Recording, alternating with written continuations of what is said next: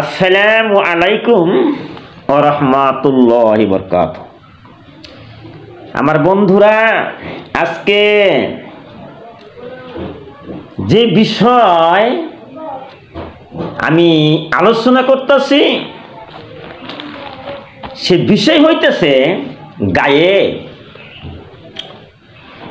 গায়েব শব্দের অর্থ কি?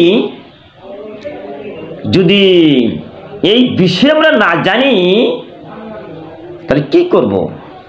কোরআনের বিষয়, হাদিসের বিষয় আমাদেরকে জানতে হবে। তো বুখারী হাদিস, তিরমিজি, মুসলিম শরীফের হাদিস, তাফসীর, এই সম্বন্ধের বিষয়ে আমাদের জ্ঞান থাকা দরকার।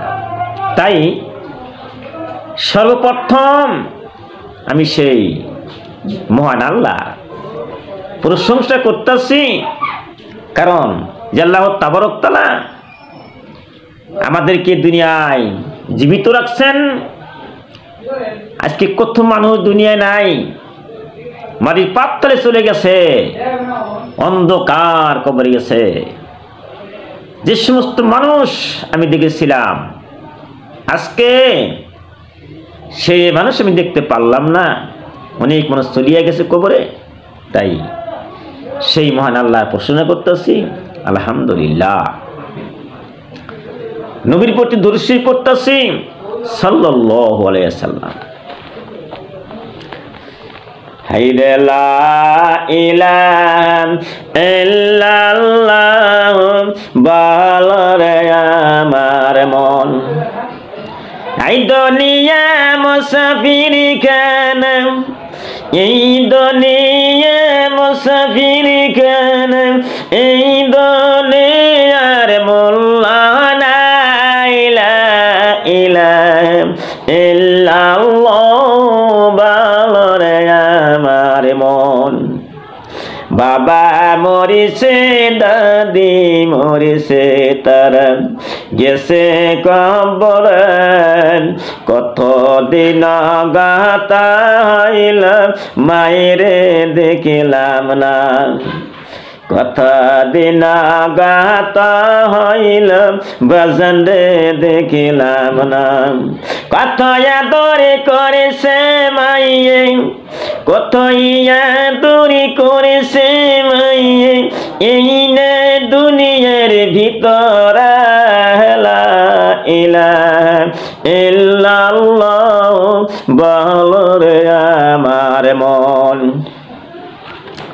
আমার মায়েরা, আমার বন্ধুরে, গায়েব বলতে কি বুঝায়? গায়েব শব্দ কি? এই গায়েবের বিষয় ভালো করে বুঝতে হবে। গায়েব শব্দটির সম্বন্ধে মুফাসসিরগণের মধ্যে অনেক মতভেদ রয়েছে, কিন্তু ওই সবগুলি সঠিক এবং সব সব অর্থ নেওয়া যাইতে পারে। আমার মায়েরা, আমার বজন গো, ভালো করে শোনো।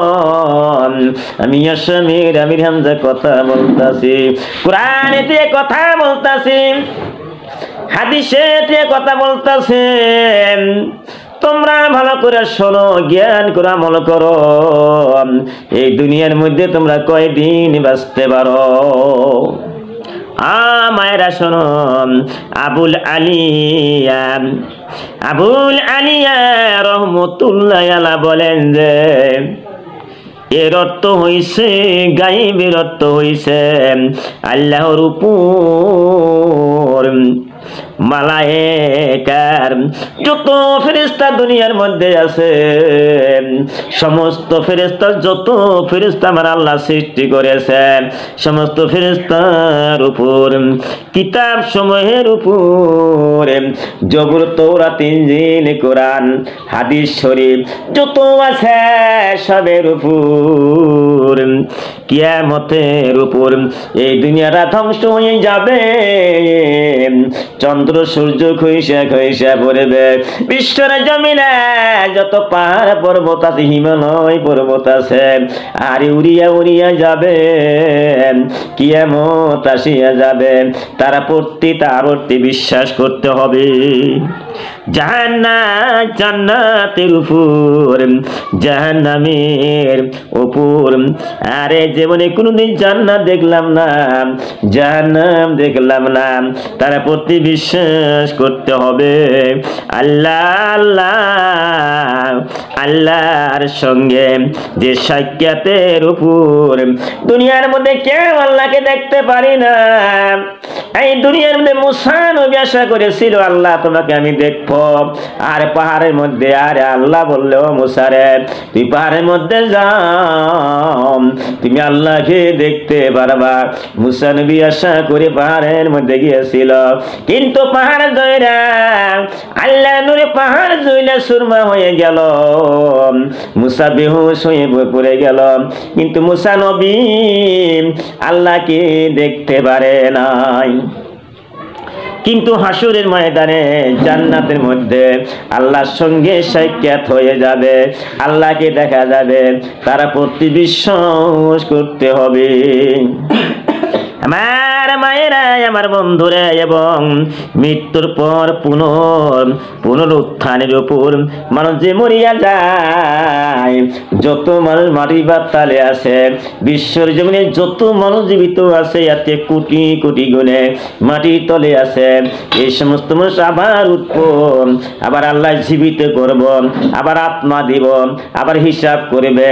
তারা প্রতি বিশ্বাস করতে হবে। আরে বিশ্বাস স্থাপন করতে হবে।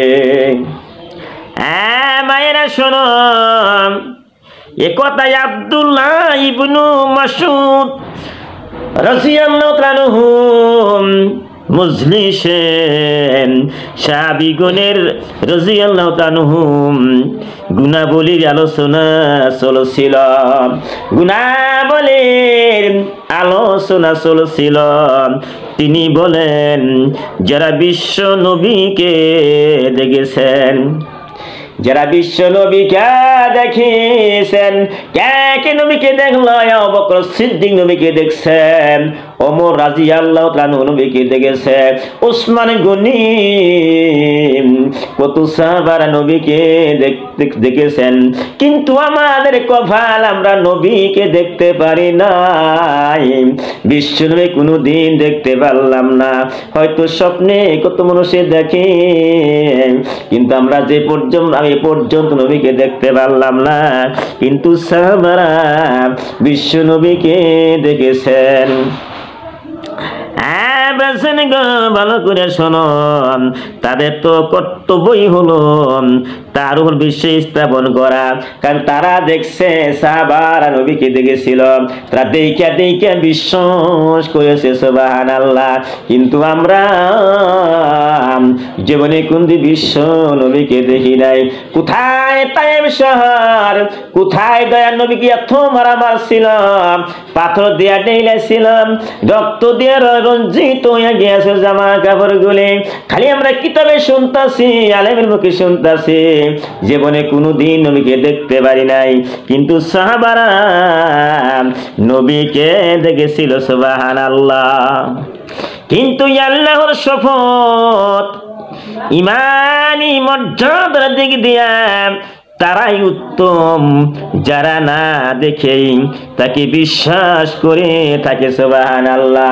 বিশ্ব নবী বলিয়া দিলেন, সাহাবারা শোনো, তোমরা তো কইতে চাও আমরা সবচেয়ে উত্তম, সবচেয়ে ভালো মানুষ, শ্রেষ্ঠ মানুষ, কিন্তু যারা আল্লাহকে দেখলো না, নবীকে দেখলো না, এই আমাদের মানুষের কথা কইছে। আমরা জীবনে কোনোদিন দেখি নাই, যারা না দেখে নবীকে বিশ্বাস করলো, তারা সবচেয়ে ভালো মানুষ, সুবহানাল্লাহ।